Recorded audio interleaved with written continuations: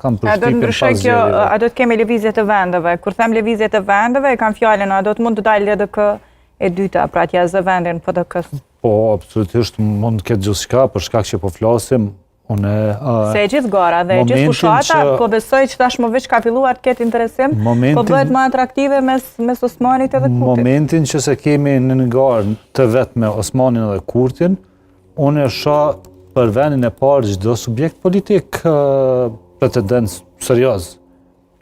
Dhe mund ndodhë për mua nuk është i parashikueshëm vendi i parë, nëse ka qenë në zgjedhjet e dhjetorit. Po nuk është se kemi si themi zgjedhje që bëhen mbas shumë kohësh edhe për të pasur një paragjykim të tillë, me qenë se bëhen shumë shpejt. 42 me 52% tani në qershor. Nuk është që ka pas diferencë shumë të madhe.